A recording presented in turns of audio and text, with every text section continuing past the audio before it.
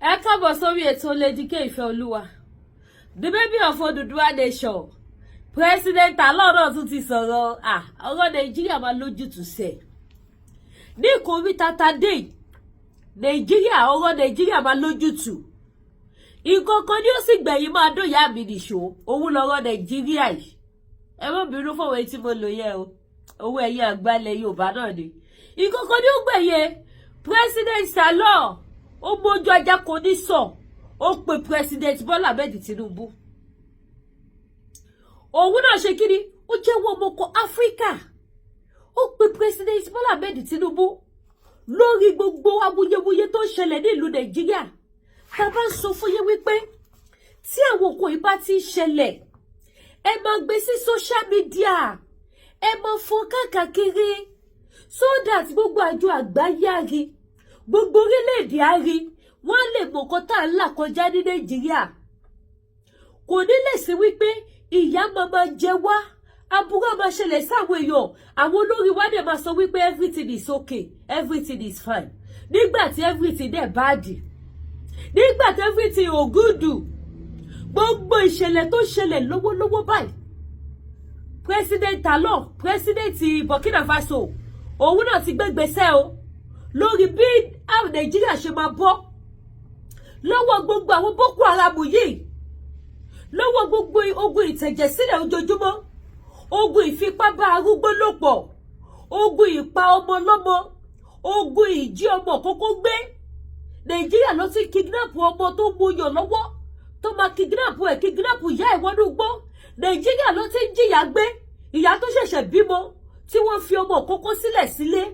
Nísìn báyìí sìn, gbogbo orílẹ̀-èdè pátápátá ni wọ́n ti mọ̀ wípé ara òrokù, ara òrẹ́ dìyẹ ní Nàìjíríà. Ẹ bá mi tún fún ètò ìsíta kí lè tún jẹ́ awareness. Anywhere tẹ́ bá ti rí tí wọ́n bá ti post nǹkan burúkú tó bá tún ti ṣẹlẹ̀ ní Nàìjíríà, ẹ máa fọ́n káàkiri ayé kí gbogbo àwọn orílẹ̀-èdè pátápátá kí wọ́n máa mọ àlàkọjá wa, kó máa mọ̀ nǹkan tá à ń fèsì ní Nàìjíríà, ká lè rí àwọn tó máa dìde láti yọ wá nínú ìgbèkùn. Ká àjọ àgbáyé gan lè jókòó kí wọ́n forí lórí kó fi kò lóko pé kí ló ṣẹlẹ̀, ó dá ẹ kúkú pé ìlú yìí. Amalgamation ọ̀rọ̀ tẹ́ fi sowó pọ̀ ó ti expire. Ẹ pé ìlú ìkóníkálukú lọ nílùú ẹ̀. Káwúsá dúró, kí Fúlàní dúró, kí Yíbò dúró, káwú Yorùbá dúró. Kóníkálukú máa lọ nílùú ẹ̀ ní. That is the only solution.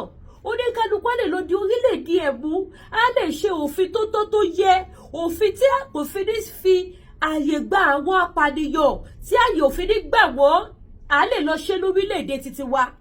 Nísìn President Talon, mo ní President Talon, President Burkina Faso jàre Traoré, not Talon ní Benin Republic, ẹ bá bínú slip of tongue. President Burkina Faso, President Traoré ti sọ̀rọ̀, ó dìde pé bàbá Tinubu báyìí, President tí ò rọ́yọ̀ ṣẹ́, ọ̀dọ́mọdé ìjayà láàrin gbogbo àwọn olórí orílẹ̀-èdè káàkiri. Ó ti pe President Bọ́lá Ahmed Tinubu, ẹ jẹ́ ká jọ gbọ́rọ̀ látẹnu Traoré kí àwa ọmọ Yorùbá ṣe rí ohun tó jẹ èmi lógún Yorùbá Odùduwà nation. Bí ọmọ Odùduwà ṣe máa dá dúró, bá ṣe máa bọ́ nínú ìgbèkùn, bá ṣe máa bọ́ nínú wàhálà, ohun tó jẹ́ Lady K lógún nìyẹn. Òun sì ni mo fẹ́ kó mọ mú ní òkun àyà ọmọ Yorùbá, nítorí wípé kí ni àjọkópọ̀ ó máa ń fa iná orí, àjọsopọ̀ ó máa ń fa iná orí.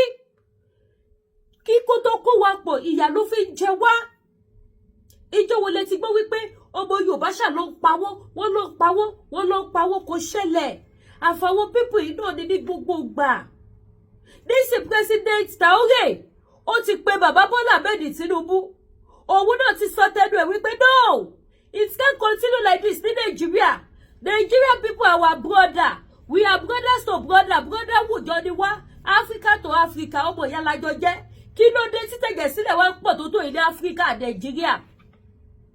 Kí ló dé tí Nàìjíríà la gbogbo àlàkọjá tó ìkọjá? Ṣé èyí ò gbàgbé wípé ní ìjọ kan ṣoṣo Traoré pa Boko Haram 1,000 láì rán sójà kankan lọ sójú ogun. láì rán sójà kankan lọ sójú ogun. President Traoré pa 1000 Boko Haram. Òun ló fi lálàáfíà ní Burkina Faso. Kò sí wípé sójà kú, kò sí wípé sójà fara gbọ́ tàbó. The same thing tó yẹ kó ṣẹlẹ̀ ní Nàìjíríà nìyẹn. Ṣùgbọ́n Nàìjíríà fail. Ẹ wo bí Donald Trump bó ṣe ń gbìyànjú tó. Bẹ́ẹ̀ náà ló pa àwọn èèyàn sí. Kí ló ṣẹlẹ̀ láàrin yẹn? Kí ni àṣírí tó wà láàrin yẹn? Èrò Amẹ́ríkà ó wọ Nàìjíríà wá. Ó wá pa àwọn Boko Haram. Àwọn Boko Haram dẹ̀ tún ṣe operate. Àwọn Boko Haram náà dẹ̀ continue àti máa pa àwọn èèyàn. What is going on in that country? Kí ni àṣírí tó wà láàrin àwọn Boko Haram yìí? Àtàwọn tá a lè sọ. Àtàwọn tá a mọ̀. Ṣùgbọ́n tí wọ́n jẹ́ godfather. Tí wọ́n jẹ́ bàbá ìsàlẹ̀ àwọn oníṣẹ́ bínú Nàìjíríà. Tí a ò mọ̀ wọ́n tọ́lọ́run mọ̀ wọ́n. Kí ni àṣírí tó wà bẹ́ẹ̀? Because when they are talking about orílẹ̀-èdè tó ní agbára tó ṣe kíní, Amẹ́ríkà ni. Amẹ́ríkà òun ló wá dìde wá sí Nàìjíríà tó wá pa Boko Haram. Tó jẹ́ pé upon that, àwọn Boko Haram tún ṣe ń pa àwọn èèyàn lọ. Ẹ wo àtijọ́ ìsìn tá a ti gbọ́ wípé 322 American soldier wọ́n ti wọlé sí Nàìjíríà. What are they waiting for? Ṣó nígbà tó bá pa àwọn èèyàn tó kọ́ tó bẹ̀rẹ̀ iṣẹ́? Where are they? Ibo ló wà? Èmi ò tẹ̀ fẹ́ mọ location wọn for security purpose. But ó yẹ ká ti máa rí iṣẹ́ wọn. Kò yẹ kó jẹ́ wípé iṣẹ́ Boko Haram la máa continue àti máa rí. Kò yẹ kó jẹ́ iṣẹ́ Fúlàní la máa continue àti máa rí. Ẹ wo Nàìjíríà lọ́wọ́lọ́wọ́ bí mo ṣe bá yín sọ̀rọ̀ yìí. Ní ìlú Ìbàdàn, màá wá ṣe live show yẹn ní ìrọ̀lẹ́ mọ̀sán. Ìṣẹ̀lẹ̀ burúkú ṣẹlẹ̀ níbẹ̀. Àwọn Boko Haram náà ni. Àwọn Fúlàní náà ni. Màá gbé fídíò yẹn wá. Àwọn àfihàn ṣe live program. Ṣùgbọ́n kó bá mi fún ilé iná. Kájọ gbọ́ nǹkan tí President Traoré tó bá President Bola Ahmed sọ lórí bí wọ́n ṣe pa àwọn ènìyàn. Olórí gidi nìyẹn tó fi àlàáfíà fún gbogbo ìran adúláwọ̀. Gbogbo ìran Áfíríkà ni Traoré fi àlàáfíà fún. Ló fẹ́ kí wọ́n gbègbè ayé àlàáfíà. Ẹ wá jẹ́ kájọ gbọ́rọ̀ látẹnu ẹ̀. Ẹ má gbàgbé o, ní Lady K African Store, a ní àwọn aṣọ, àwọn body cream tó dáa, àwọn èyí tẹ́ bá ní dark knuckle, àwọn cream tẹ́ lè lò. Knuckle yìí á máa ṣí díẹ̀díẹ̀, á máa ṣí díẹ̀díẹ̀, á máa ṣí díẹ̀díẹ̀ tó máa fi ṣí tó. Àwọn cream tẹ́ lè lò tó máa jẹ́ kí color yín kó jáde síta dáadáa. Àwọn cream tẹ́ lè lò tó máa remove àwọn dark spots lára yín. Gbogbo ẹ̀ ló wà lọ́dọ̀ Lady K Olúwaṣọ. Ẹ̀yin tẹ́ bá fẹ́ kí skin yín kó jáde síta dáadáa, kó look beauty, ẹ pè mí. Àwọn product tẹ́ lè lò tí kò dẹ̀ gara púpọ̀, tẹ́ dẹ̀ máa rí iṣẹ́. Eléyìí ò ṣe pé mo lò mi ò rí iṣẹ́. Ẹ máa lò, ẹ máa rí iṣẹ́ pé yes. Àwọn oil gidi lélẹ̀, cream gidi lélẹ̀. Ó wà ní Lady K African Store. Àwọn oúnjẹ jíjẹ ilẹ̀ wa, rice ọ̀fadà, èlùbọ́ iṣu, èlùbọ́ gidi tí kò ṣe miss flour, miss yam. Ó wà lọ́dọ̀ Lady K. Àti bẹ́ẹ̀ bẹ́ẹ̀ lọ, we have so many things in our store here. Títí dóbi spiritual something. Ó wà. So spiritual products lọ́lọ́kọ̀ ìjọ̀kan náà wà. So ẹ jẹ́ ká jọ gbọ́rọ̀ látẹnu President Traoré. Ẹ má bínú pé mo sáré polówó ọjà. Ẹ̀yin náà lẹ́ni ká máa ṣiṣẹ́, ká máa yọ̀lẹ̀. Ó yá. Brothers and sisters of Africa, I stand before you not only as a soldier, not only as a president, but as an African son whose heart is heavy. Today, I speak not just for Burkina Faso. I speak for the crying mothers in Nigeria. I speak for the fathers who dig graves with shaking hands. I speak for the children who sleep to the sound of gunfire instead of lullabies. A few weeks ago, I could not sleep. The night was quiet in Ouagadougou, but my heart was not.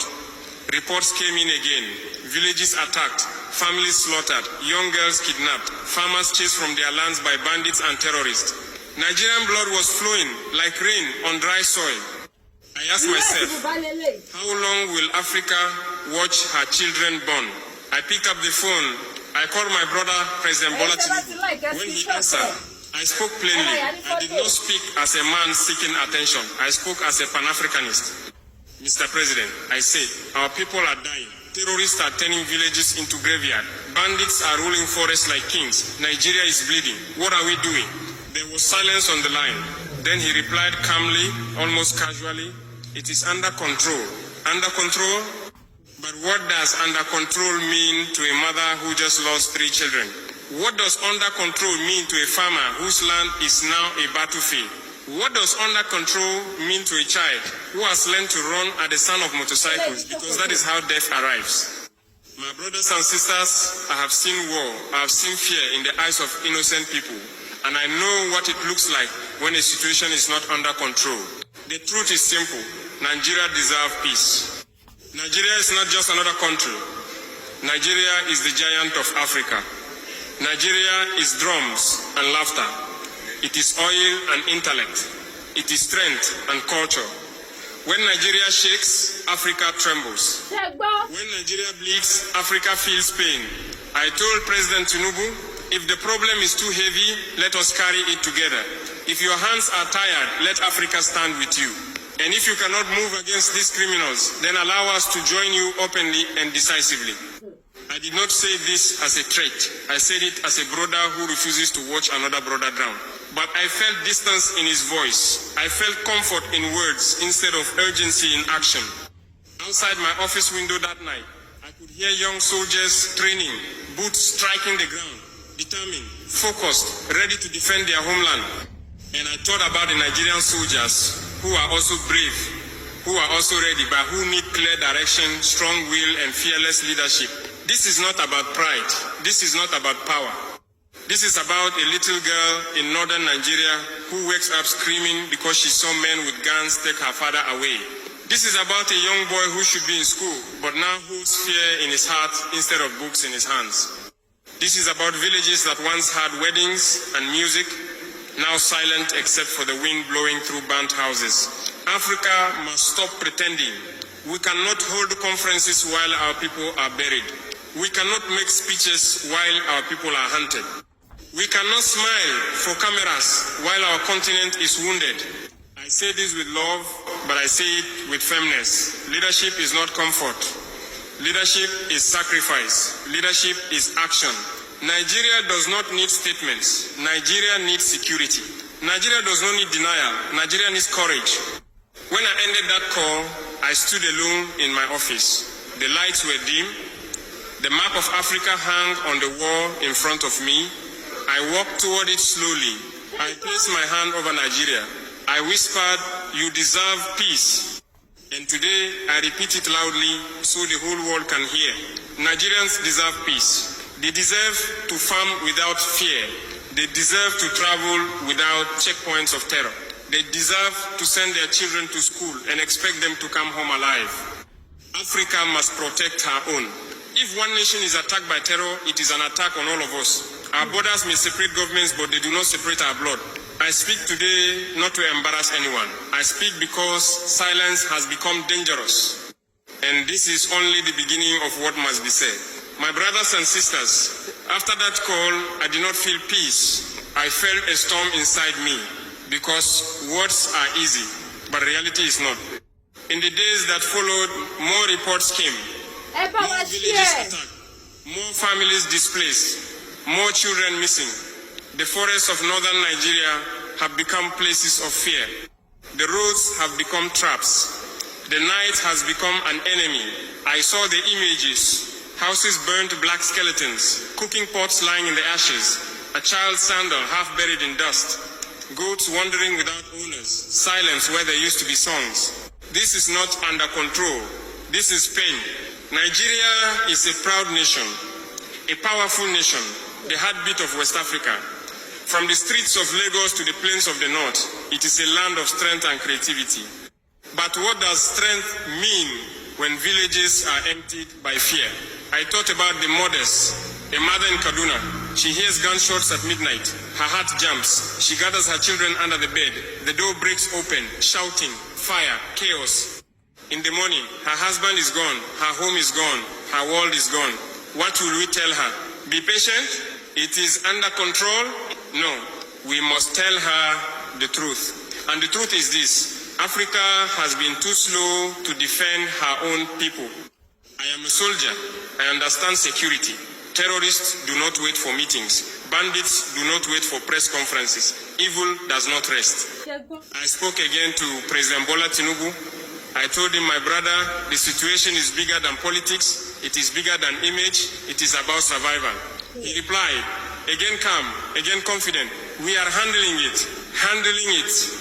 But handling it for who? For the television, for the newspapers, or for the villagers who sleep in the bush because their homes are gone? There is a difference between controlling a narrative and controlling a battlefield. My heart is not against Nigeria. My heart beats with Nigeria. When I look at Nigeria, I do not see a separate country.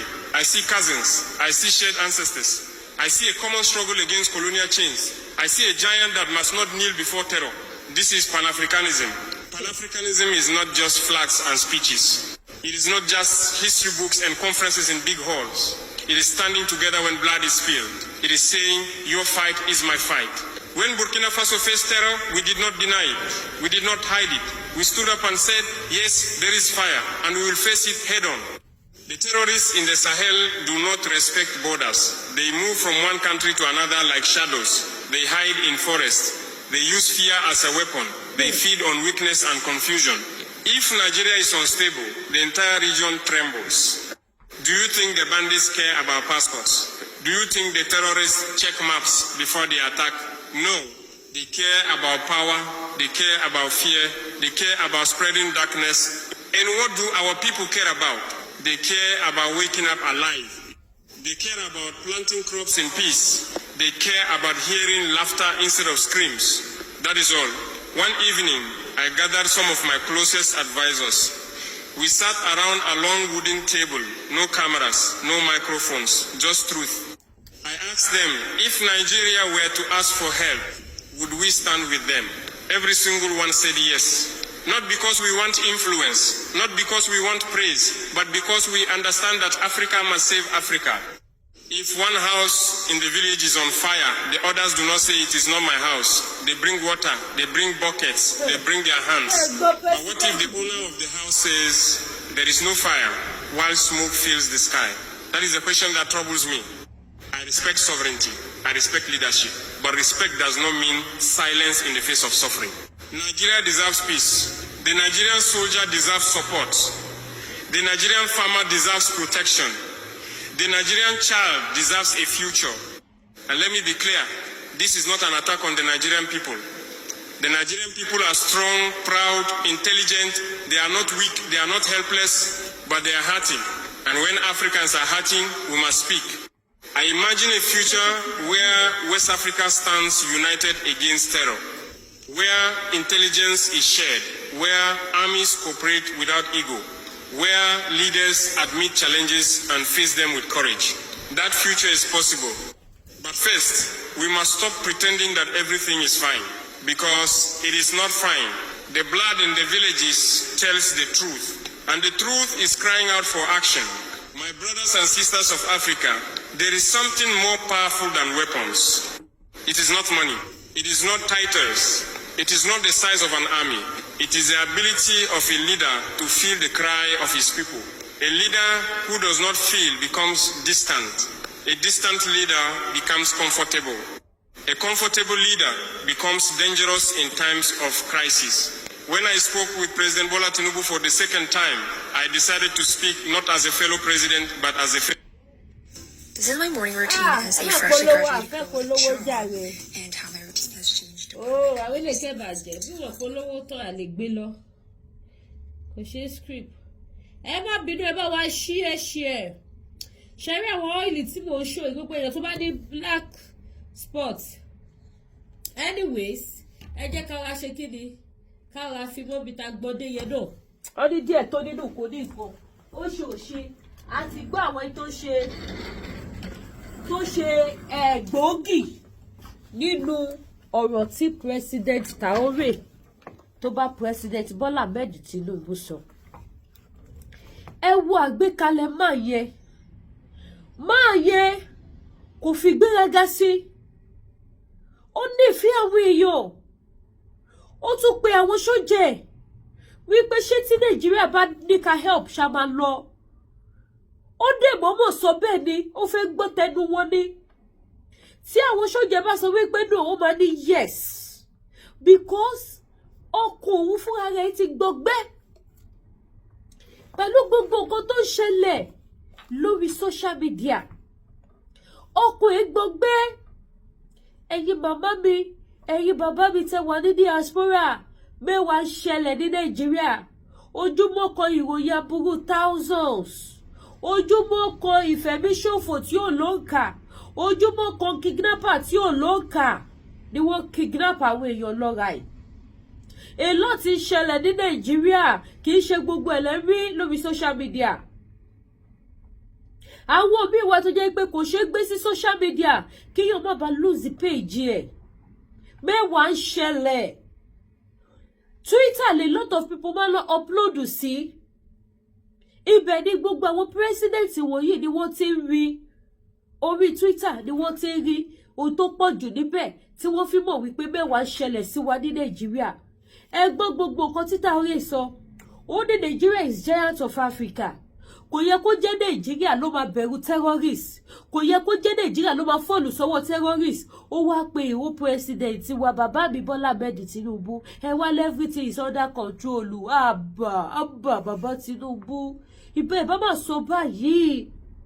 Ẹ̀yin kan iná lè lọ ní last year. Ó ní country kan tẹ lọ mo fẹ́ rántí. Tí wọ́n bi yín pé how is your country? Tẹ́ ẹ sọ wípé èyí ṣì ní number one best president tí gbogbo ọmọ Nàìjíríà ń gbóṣùbà fún bàbá àgbóṣùbà fún yìí. Àgbóṣùbà fún yìí akọ̀ wò ní wò pé ọmọ ẹni ò lè ṣe ní bẹ̀rẹ̀bẹ̀. Káfílẹ̀ kèsì ni ọmọ ẹlòmíì. Àbí kí la fẹ́ ṣe báyìí? Wọ́n ní téyọ̀ ẹ̀dọ́ bá gba kádàrá gba kodoro. Ó dẹ̀ bẹ́tà kó lùwẹ̀ gba kádàrá lórí ọ̀rọ̀ Nàìjíríà tó kó padà gba kodoro lọ. Òun lèmi náà ṣe bá wọn dáṣà ọmọ ẹni oníṣèdí bẹ̀bẹ̀rẹ̀bẹ̀ káfílẹ̀kẹ̀ sídìí ẹlòmíì ṣùgbọ́n èmi mi ò filẹ̀kẹ̀ burúkú sídìí ọmọ o Odùduwà nation ni mo fẹ́ ṣùgbọ́n mélòó lè rà mí láàrin ọ̀pọ̀lọpọ̀ èèyàn. Bàbá Tinubu Nàìjíríà wà òkè Nàìjíríà ò sí under control. Ẹyẹ èèyàn ti rójú ayé lóde. Láftà títà orí ẹgbẹ́ kíkọ́ ẹ̀ pẹ̀lú bàbá Bọ́lá Ahmed Tinubu tí bàbá lẹ́fìn ti wà under control. Àwọn Fúlàní tó ti lọ pààyàn ṣọ́dá control ló dẹ̀ wáyé. Àwọn Fúlàní tuntun ti lọ pa àwọn èèyàn. Láftà tó gbé kíkọ́ yìí tí bàbá Tinubu ní everything wà under control. Bàbá Tinubu kí ló ṣẹlẹ̀? Ẹ má jẹ́ kó pa wá tán. Ẹ jọ̀ọ́ sà bàbá ọmọ olódò orin ẹ jọ̀ọ́. Ẹ lè máa sọ wípé everything is under control, everything is under control. You are the best president tí wọ́n ṣì ní Nàìjíríà. Ìjọba títí yín nìkan làwọn èèyàn gbádùn ní Nàìjíríà kí àwọn èèyàn dẹ̀ máa kú every blessed day. Ẹyọ ọmọ Yorùbá tata tá a bá ń pariwo ádàbí pé olúwẹ̀ ṣàṣọjù ádàbí pé olúwẹ̀ tẹnu mọ́rọ̀ kan gbogbo ìgbà ni mo máa ń sọ wípé ẹ̀yin èèyàn àìlè sọ̀rọ̀ ìbẹ̀rẹ̀ orí burúkú ni ẹ sọ̀rọ̀ sókè ẹ̀yin èèyàn ẹ sọ̀rọ̀. Ó wọ́n dàbí pé olúwẹ̀ rú ẹnu mọ́ ọ̀rọ̀ kan ṣáá bí ìpolúwẹ̀ ò ní láńgúèjì bí tó lè lò mọ́ tẹ́bí sì yé mi tá a bá ń tẹnu mọ́rọ̀ tá a bá ń pariwo sókè. Àwọn olórí wa ò ní máa sọ fún àwọn àjọ àgbáyé wípé everything is okay, everything is under control. Kí ló wà under control ní gbogbo tó wà lẹ́ẹ̀ Nàìjíríà of today? Kí ló wà under control? Under control wọ́n ti fẹ́ pa àwọn ọmọ sójà tán. Recent báyìí sí ẹ̀yin ìyá mi ẹ̀yin bàbá mi. Wọ́n tuntun ti lọ bọ́ọ̀bù àwọn káàpù àwọn sójà àwọn Boko Haram. Wọ́n lọ bọ́ọ̀bù wọ́n sọdọ́ sí gbogbo ọjọ́ gúdúgúdú ni. Ọjọ́ gúdúgúdú báyìí wọ́n rí kankan ṣàjáde bẹ̀. Wọ́n ṣẹ̀ṣẹ̀ tún lọ ṣèyẹn ni. Ẹ̀dẹ̀ level ti wà under control. Àwọn tó ń bá kinní wọ̀nyí lọ under control náà ni wọ́n wà. Ṣé ti rójú ayé lóde ọmọ Yorùbá tata? Ṣé ti rẹ́nu lẹ̀ ṣé ti rẹ́nu ọkọ́? Yorùbá nation ní ẹjẹ́ àkọ́ntínà ti máa pariwo bí wọ́n bá ṣe ń ṣe wá lọ́ṣẹ́. Ẹ jẹ́ ká máa pín káàkiri gbogbo orí ẹ̀rọ ayélujára gbogbo orí social media gbogbo program tó bá ti ń ṣe lọ́wọ́ bá ti ń fàfihàn iṣẹ́ ẹbí ẹ máa ṣí ẹ̀. Ẹjọ́ bá wá ṣe ṣí ẹ̀ ẹ wá jẹ́ ká máa pariwo wípé a fẹ́ Odùduwà nation. A fẹ́ Odùduwà nation. Mo máa ń sọ ọ̀rọ̀ kan wípé tó bá máa ṣèpàdé wọn ní pé wá síbẹ̀ o. Àwọn olórí wa ló máa pè é. Ohun táwọn olórí wa bá dẹ̀ sọ bẹ́ẹ̀ òun ló máa ṣiṣẹ́ lé lórí. Ààrẹ lẹ ti rí yìí o. Ààrẹ lẹ ti ṣe kí ni? Ààrẹ lẹ ti rí yìí o. Òun lẹ ti ṣe kí ni lẹ ti rí yìí? Ẹyẹ yọ. Òun lẹ ti rí yìí ó gbọ́ pé bàbá Tinubu sí wọn pé lédígé o wọ́n pé bàbá lédígé o. Wọ́n pé gbogbo ẹ̀yin bàbá mi alálùbáríkà tẹ́ ẹ̀ wò mí lórí social media o. Wọ́n pé gbogbo ẹ̀yin abiyamọ tòótọ́ tẹ̀ kí í ṣe abiyagba tẹ́ ẹ̀ wò mí lórí social media o. Same thing tó bá lókè gbogbo country tó ṣe láwọn fẹ́ pull out ní Nàìjíríà. Yorùbá fẹ́ dá dúró yìí mo fẹ́ dá dúró yẹ pé àwọn olórí wọn ká tiẹ̀ fọ̀rọ̀ wá wọn lẹ́nu wò ká fọ̀rọ̀ gbọ́ tẹnu wọn ó dá mi lójú wípé gbogbo àwọn olórí wa pátápátá ṣe fẹ́ gbọ́ gbogbo àwọn ọba wa pátápátá tó bá pè wọ́n sípàdé wọn lọ́rọ̀ méjì tó máa sọ ju wọ́n Nàìjíríà lọ bẹ́ẹ̀ ni mo sọ fún yín èèyàn kan ṣoṣo tí mo kàn lè rí pé wọ́n kàn lè ṣàyà gbàgbà wípé yes a fẹ́ dá dúró òun l'Aláàfin Ọ̀yọ́ àti bàbá mi Ládọjà Aláàfin Ọ̀yọ́ lè bàbá yóò gbádùn ó lè sojú abẹ́ kò pé yes a fẹ́ dá dúró Aláàfin Ọ̀yọ́ lè sọ bàbá mi Ládọjà lè sọ ṣùgbọ́n àwọn tó kù ìkòkò ọbẹ̀ wọn ni wọ́n Nàìjíríà wọ́n ní jẹ́ kẹ́ fọ́ ọ̀pọ̀lọpọ̀ àwọn àgbàgbà tí mo pé tí Nàìjíríà bá pín ìkòkò ọbẹ̀ máa fọ́ oúnjẹ àwọn máa dínkù ebi díẹ̀díẹ̀ máa pa àwọn wọn ò wọ́n pé ohun táwọn ti nílẹ̀ àgbọ̀ngbẹ́ni tí ò lè tán wọn ò ronú bẹ́ẹ̀ o ìrònú pé bí máa pa wọ́n ìkòkò ọbẹ̀ àwọn ti fọ́ òun ni wọ́n rò ṣùgbọ́n tí àwọn bá wá pariwo lórí social media kò sí nǹkan táwọn lè pa wọn lórí ìsọ tí wọ́n lè sọ nínú meeting tó lè bó ti tiwa mọ́lẹ̀ o tó rà pọ̀ jù wọ́n lọ òun ló fi jẹ́ pé awareness wa ò gbọdọ̀ tutù rárá ní ìkórí tatadé dúró yìí ó yẹ ká ṣì stand gidi gbàdí sẹ́ẹ̀ wípé a fẹ́ dá dúró mo sọ kíní kan wípé mi ò tẹ̀lé èèyàn fi ṣe Odùduwà nation I will stand on my feet máa continue àti máa pariwo Odùduwà nation lọ yes that is what I will stand on because mo mọ̀ wípé nǹkan tó lè fi òpin sí ìyà tó jẹ àwọn ìran mi nìyẹn ìran Yorùbá ní ìran ti tèmi mi ò wá ní lajú mi sílẹ̀ kí wá sọ wípé ẹ torí pẹ́pẹ́ kan ṣe pẹ́pẹ́ sẹ́pẹ́ kí wá fi ìran mi sílẹ̀ kí yà máa jẹ ìran mi lọ tí yà máa jẹ ìran mi èmi nìyà jẹ ẹgbẹ́ ohun tí president Traoré sọ ó ní tó bá mú nǹkan kan ṣẹlẹ̀ sí Nàìjíríà ó ní gbogbo Áfíríkà nìkan ṣẹlẹ̀ sí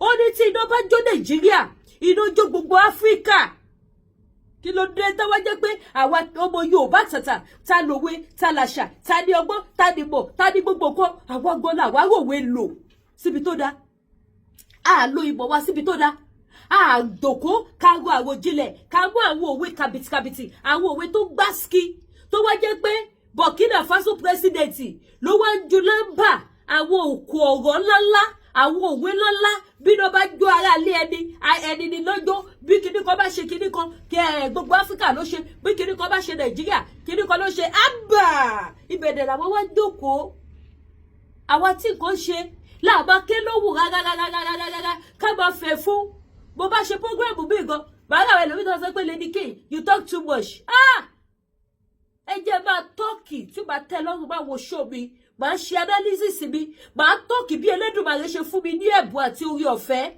yes I will use my voice màá lo bí mi ò ṣe mọ̀rọ̀ sọ dáadáa yìí bí mo ṣe máa kọ́kọ́ lọ sí Ṣómólú lọ sí Bẹ̀rígà padà wá sí Kẹjà kí tó wá padà wá sí Canada màá lò wá fi create awareness fún wọn mi ìyà kan máa ń jẹ̀rọ Yorùbá mọ́ Odùduwà nation no going back ni a fẹ́ dá dúró President Traoré things is not in control ẹ bá mi share show yìí ẹ bá mi share things is not under control o things is under mess up gidene ẹ̀yin tẹ́ bá mọ̀ àwọn èèyàn kò possible kọ́ ọmọ Yorùbá má sí ní Burkina Faso náà kò possible kí àwọn ọmọ káàárọ̀ ojíire kọ́ má sí lórílẹ̀‐èdè Burkina Faso ẹ̀yin èèyàn ẹgbẹ́ bá wa ṣe é ṣò kó lè máa dọ́dọ̀ àwọn èèyàn tí wọ́n máa ṣe kí ni tó máa dìde fún ìrànlọ́wọ́ fún wa President Burkina Faso I'm passing this message to you tí Ọlọ́run bá jẹ́ kó rí fi program mi wò please Nigeria is not okay Nigeria is under serious mess we want to break up Odùduwà nation we want to have our own nation we can't continue with the terrorists in Nigeria we can't continue this is not okay at all this is very bad too much of killing too much of bloodshed every blessed day kò sí ojúmọ́ kan tí kò yà búrò ní jáde mo máa ń sọ kíní kan pé tí bá ní oore ọ̀fẹ́ àti ẹ̀bùn láti wọlé sọ́dọ̀ àwọn olórí tí mo mọ̀ pé yes wọ́n lè gba ìran mi kúrò lọ́wọ́ ìyà I will do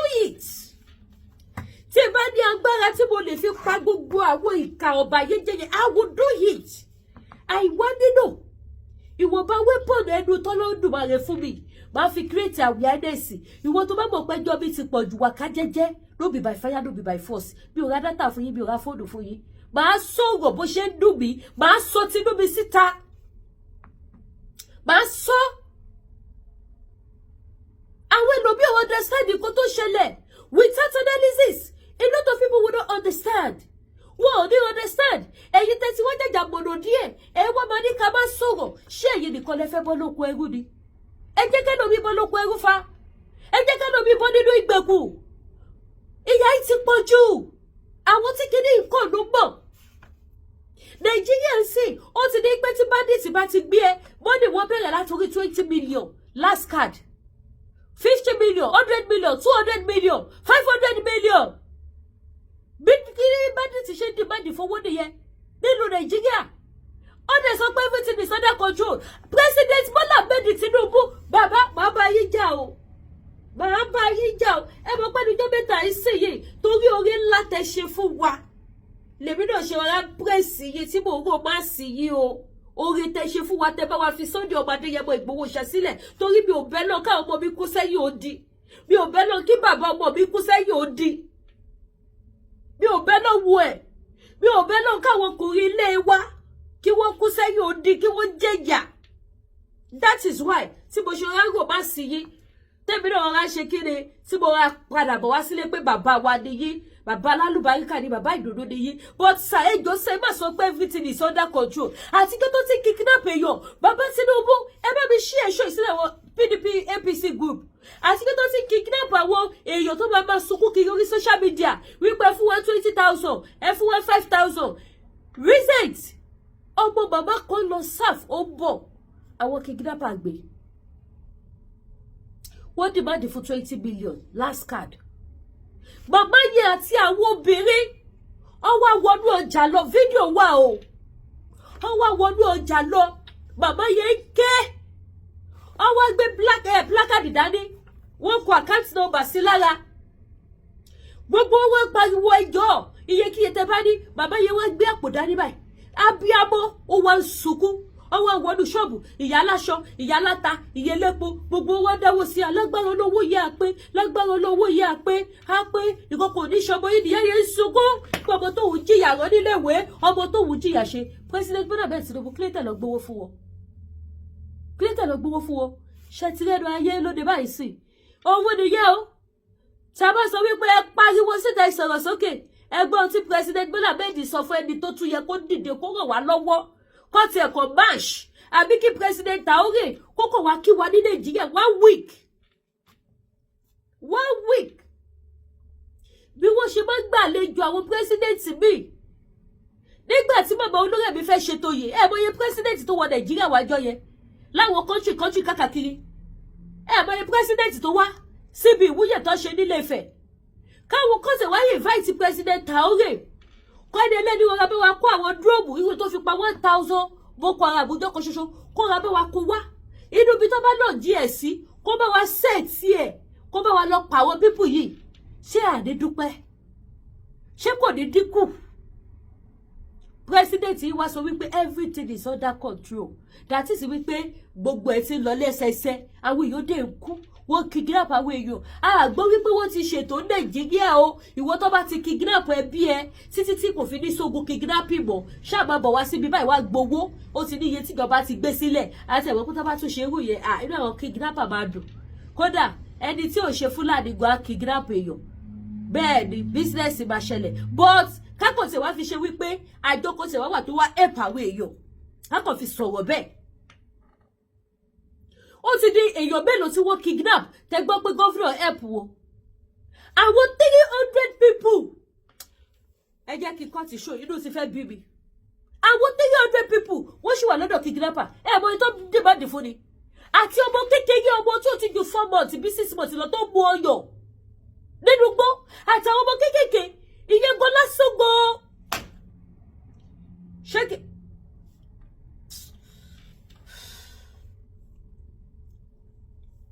Ìyẹn gan lásán tó kórè èèyàn máa dàrú. Mo fẹ́ show fídíò yẹn. But tó wà ọmọ kékeré tó wà bẹ́ẹ̀. YouTube máa ṣe kíni. Wọ́n máa fún mi ní warning strike. Mo dẹ̀ ti ní strike gan lórí YouTube mi. Anytime tí wọ́n bá fún mi lánàá wọ̀ sí YouTube yìí máa lọ ni. Mi ì dẹ̀ fẹ́ kó lọ. Mi ò bá ṣó ẹ̀ fún yé yìí ìyá bẹ̀yìn bàbá mi. Ṣùgbọ́n èyí tẹ́ bá fẹ́ wo fídíò yẹn. Àwọn ọmọ kéékèèké. àwọn ọmọ tó yẹ jẹ́ pé wọn ò lè dá fọ̀dì ọmọ mi wà ń bẹ̀ kò lè dá jẹun dáadáa láwọn ọmọ kókòkò kidnapper dé kó over 300 people wọ́n dẹ̀ ṣe fídíò wọn tí ẹ bá fẹ́ wo fídíò yẹn ẹ lọ sórí Facebook mi Lady K Ìfẹ́olúwa show ẹ lọ sọ ẹ type ẹ sí Facebook ẹ lọ wo fídíò yẹn bẹ́ẹ̀ mo gbé síbẹ̀ kò ṣe gbé sí YouTube Lady K Ìfẹ́olúwa show fídíò yẹn wà bẹ́ẹ̀ ìyá kan fún ọmọ lọ́yọ̀ lọ́wọ́ tẹ bá rí bí gbogbo wọn ṣe dà wọn ò wẹ̀ wọn ò róúnjẹ gidigẹ bẹ́ẹ̀ lọ́mọ yẹn fa ọyọ̀ tìpà báyìí láyàyà ẹ̀ mo wá jókòó àṣemọ́dà wípé kí lọ́mọ yẹn fẹ́ rí fà nínú ọyọ̀ yẹn kí ló fẹ́ rí fà